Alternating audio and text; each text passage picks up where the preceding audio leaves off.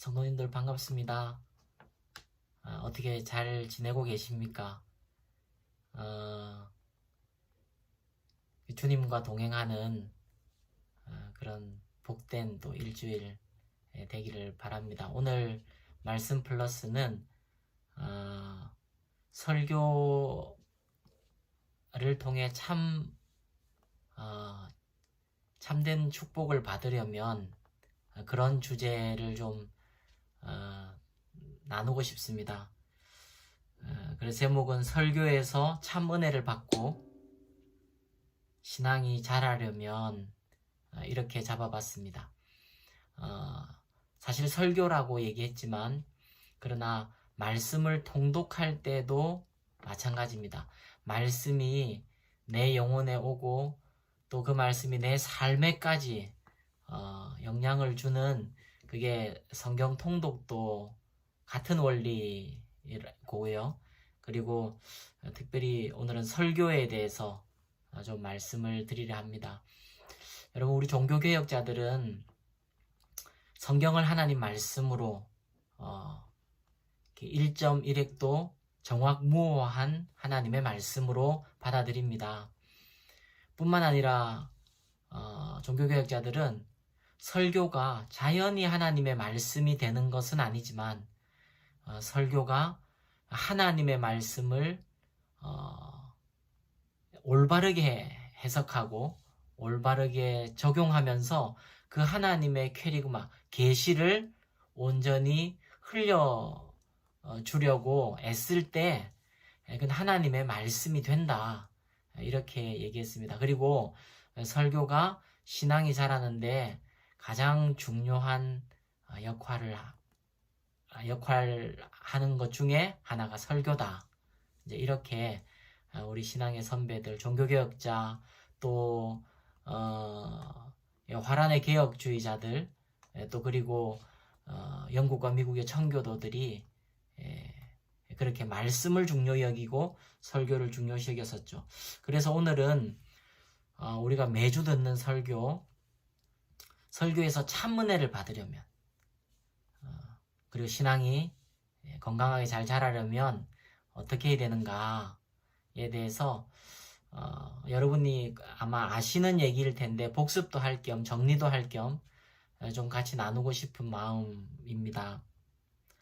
설교에서 참 은혜를 받고 신앙이 자라려면 우선은 큰 전제가 있습니다. 그것은 설교자가 하나님의 말씀을 대언해야 한다 하는 전제입니다.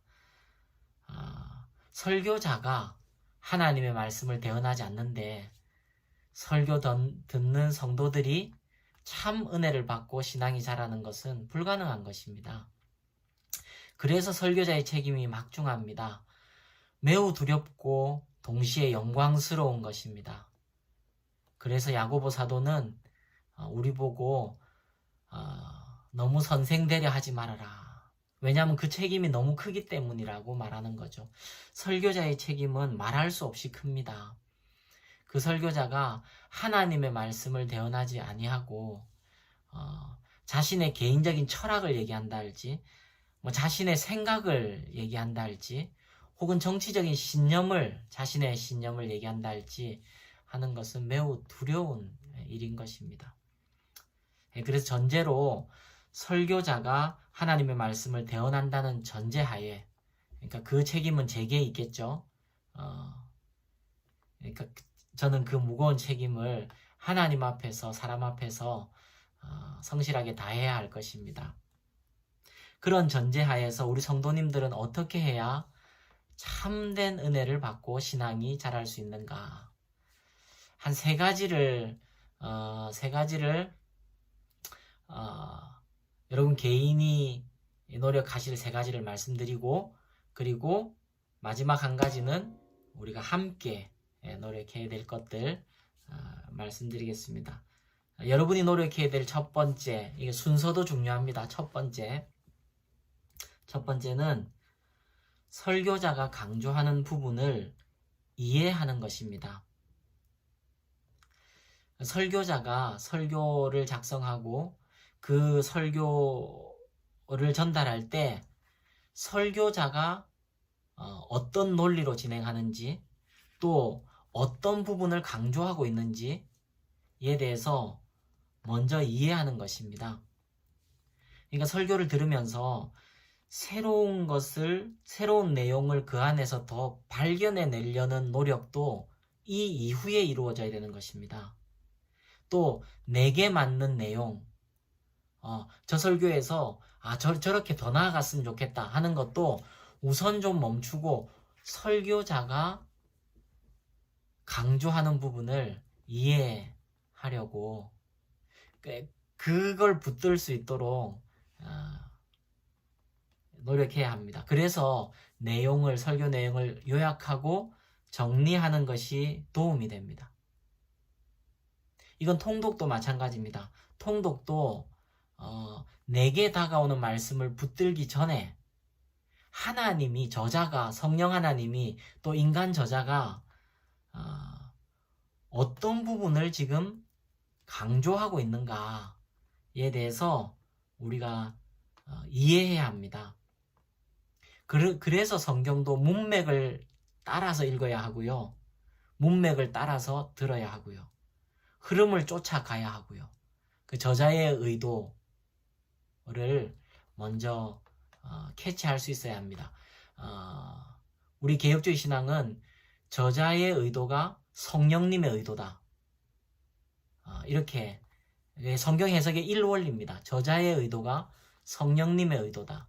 그러므로 저자의 의도를 이해하는 것이 중요합니다. 제가 이해라는 단어를 반복해서 썼는데요. 그래서 첫 번째는 객관적인 이해입니다. 설교자의 내용, 설교 내용에 대한 객관적인 이해.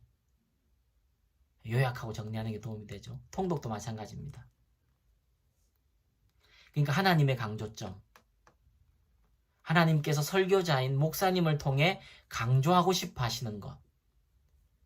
객관적으로 이해하는 게 첫 번째, 참된 은혜를 받고 신앙이 자라기 위한 노력이라 할 수 있겠고요. 두 번째는 객관적으로 이해된 그 바탕 안에, 그 기초 위에서 자신에게 개인적으로 주는 말씀을 찾는 것입니다. 자신에게 주시는 말씀. 이것을 주관적인 감동, 이렇게 이름 지어봤습니다.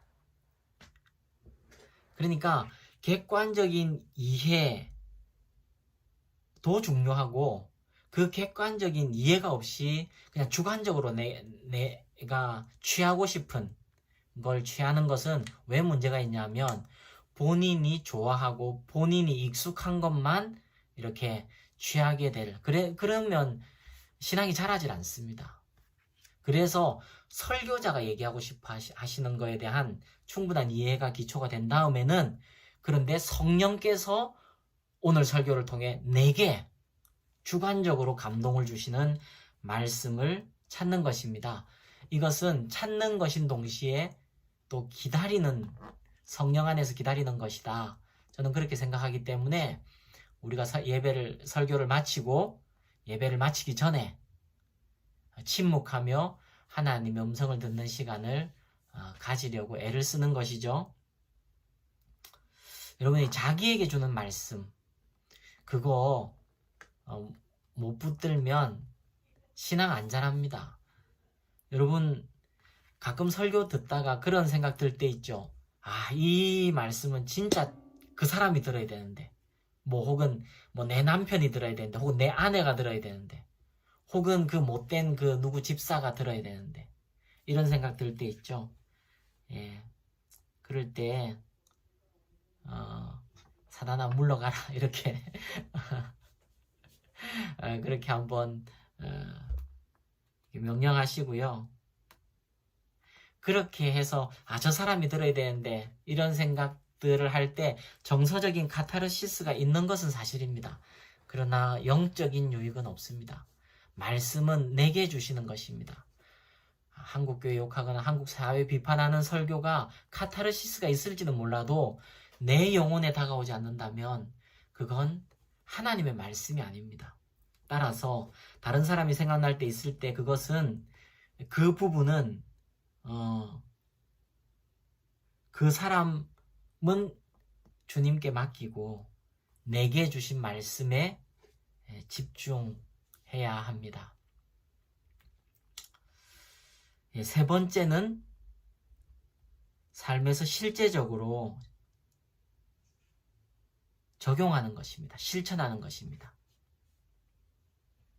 전 이것을 의지적인 실천 이렇게 이름 지어봤는데요. 객관적인 이해, 이걸 지성 이렇게 이해할 수 있겠고요. 그리고 주관적인 감동, 감정, 감동 이렇게 지정의잖아요. 그죠?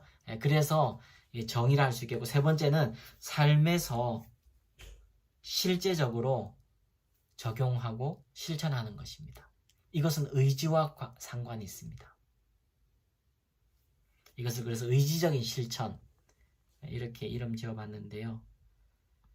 삶으로 나타나지 않는 말씀은 사실은 바리새인이 될 위험이 굉장히 크다. 이렇게 말씀을 제가 반복해서 드렸죠. 우리가 참 두려워해야 합니다.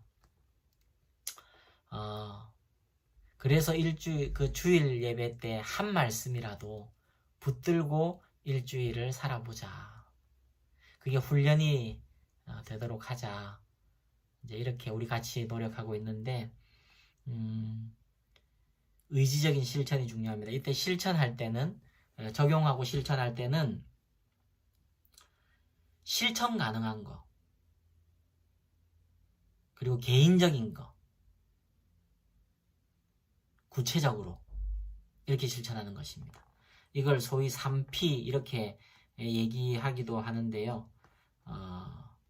실천 가능한, possible하고, 개인적인 personal하고, 구체적으로 practical한 그런 적용을 한 가지 이상씩 이렇게 훈련해 보는 것입니다. 제가 소리가 안 들어갈까봐 계속 얼굴을 이렇게 하기도 하는데, 제 얼굴이 너무 크게 나온다고 성도님들이 깜짝깜짝 놀란다고 그렇게 얘기도 하시던데, 뒤로 물러나서 다시 한번 정리해 볼까요? 설교에서 참된 은혜를 받고 신앙이 자라려면 첫 번째는 어떤 거요? 객관적인 이해입니다. 목사님이 강조하고 싶어 하시는, 목사님이 이 말씀을 풀어가는 순서를 따라서 그 흐름도 이해하고, 그래서 강조하는 부분도 이해하고, 그래서 내용을 이해하는 것이 첫 번째 중요합니다. 두 번째는 그 말씀들 중에 내게 주시는 말씀을 받는 것입니다. 내게 주시는 주관적인 감동이죠. 그리고 세 번째는 삶에서 실천하는 것입니다. 이 의지적인 실천이죠. 삶으로 실천할 때 그 말씀의 깊이를, 진짜 깊이를 더 이해하게 됩니다. 그게 순종하는 자의 축복이에요. 사실 머리로만 알고 있었을 때 다 그 말씀의 의미와 능력을 알고 있다고 우리가 착각 보통 하거든요. 그런데 그게 삶으로 나타나 보면 그 말씀 순종이 그렇게 간단치 않다는 걸 알게 되고, 또 지혜가 필요하다는 걸 알게 돼요. 이 삶의 곳곳의 정황에서 나타나게 될 때 지혜가 필요하다는 걸. 그러므로 우리는 만만치 않고 지혜가 필요한 걸 아니까 더 겸손하게 되고, 그래서 순종하려는 자가 기도할 수 있어요. 기도할 때 지혜가 오고요. 근데 이건 의지적인 실천이 필요하다. 이 개인적으로 노력할 지정의 부분이고요. 이 세 가지가 다 중요하겠습니다. 그래서 각자 한번 생각해보고, 저는 한국교회 전체를 볼 때 첫 번째가 기초가 되는 게 참 중요하다, 이런 생각이 들어서 사실은 제가 오늘 말씀 플러스를 준비했습니다. 신앙생활을 잘 하려고 애를 쓰시는 분들도, 또 잘 하고 있는 분들도, 또 오래 한 분들도 가끔 오류에 빠지는 건 뭐냐면 본인이 듣고 싶은 부분만 들린다는 것이에요. 그것만 계속 가지다 보니까 본인이 알고 있는 부분, 본인이 예전에 그렇게 생각했던 부분, 그 부분들에 대해서 목사님이 확인시켜주고 강화시켜주는 말씀은 잘 받는데 본인이 익숙하지 않고 본인의 경험이 그 부분에 일천하고 또 그렇게 잘 동의가 안 되고 예전에 해봤는데 안 되고 이런 부분들에 대해서는 이 말씀이 마음에 심기질 않으니까 삶이 쳇바퀴 도는 것 같이 되는, 이건 저의 경험이기도 하고 또 한국교회의 경험이기도 하고, 그래서 잘하지를 못하는, 그래서 오히려 내 생각에 부딪히는 말씀, 정말 과연 그럴까 하고 퀘스천이 되는 말씀을 붙드는 게 오히려 신앙이 빨리 더 급격하게 자라고 건강하게 자라는데 도움이 되었습니다. 제 개인적으로는. 그렇게 세 가지를 노력하시고요. 그리고 마지막으로는 이제 공동체와 함께 하는 것입니다. 그건 나눔입니다. 나눔. 나눔은 은혜 나눔과 삼나눔으로 이렇게 할 때 그 설교가 참된 복이 됩니다. 은혜 나눔은 내 영혼에, 내 마음에 이렇게 부딪혔던, 내 마음이 심긴 그걸 나누면서 나도 다시 한번 기억하고, 또 그렇게 나눌 때 내게는 작은 거라 하더라도 나눌 때 그 나눔이 6명, 7명, 뭐 10명 이렇게 나누게 되면 희한하게도 각자가 은혜 받은 부분이 이렇게 다양할 수 있나 하는 걸 또 새삼 깨닫게 됩니다. 그걸 은혜의 부패, 저는 이렇게 부르는데 마치 영적인 부패 같아요. 그리고 진짜 사람의 생각이 이렇게 각각 다를 수 있겠구나. 그리고 내가 생각하지 못하는 것을 저렇게 하실 수 있겠구나 하고, 또 이게 겸손도 하게도 되고 또 풍성해지기도 하고 하는 은혜 나눔이고요. 동시에 삶 나눔, 은혜 나눔에만 그치면 이게 사변적이 되고 뭔가 뭐 지적인 유희 이렇게만 그칠 수도 있거든요. 그래서 삶 나눔, 세 번째 그 왜 의지적인 실천 있지 않습니까? 그 부분을 나는 이렇게 노력했었다 했더니 이런 성공이 있었다, 혹은 이런 실패가 있었다. 사실은 실패 사례 나누는 게 부끄러운 게 아닙니다. 그게 오히려 하나님의 역사가 더 많이 드러나는, 내게도 공동체에게도.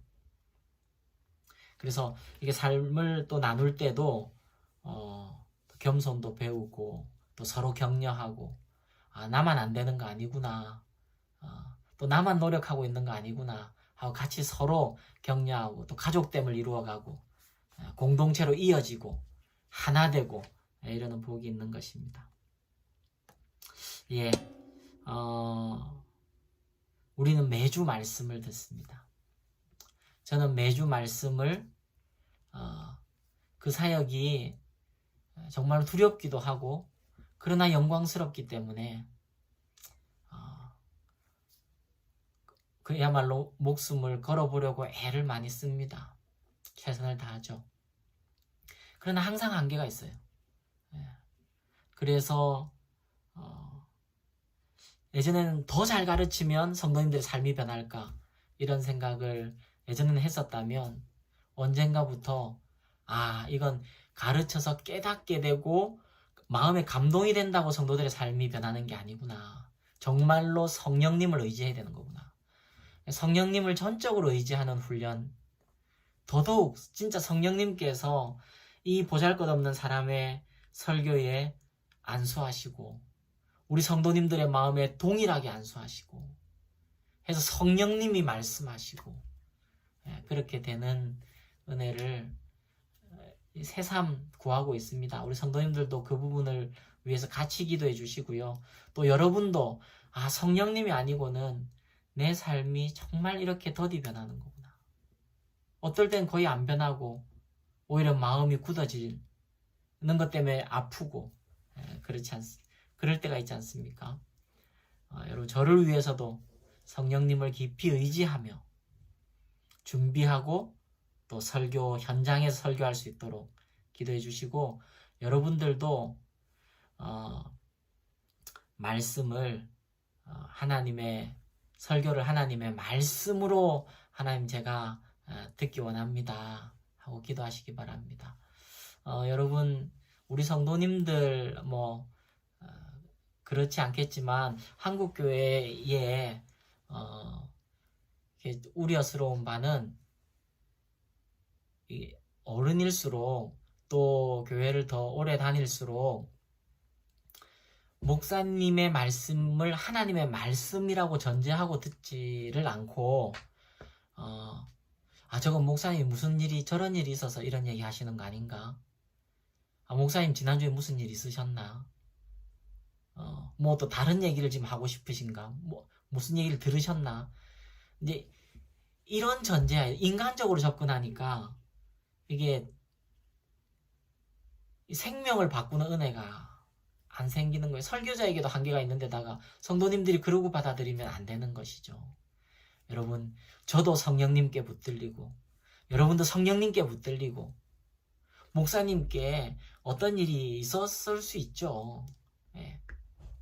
그러나 그것들을 다 내려놓고 다 먼저 하나님 앞에서 하나님의 음성 듣기를 사모하는 성도님들 되시기를 축복합니다. 그렇게 할 때 하나님께서 그분의 말씀의 생명과 능력을 우리에게 허락하여 주실 줄 믿습니다.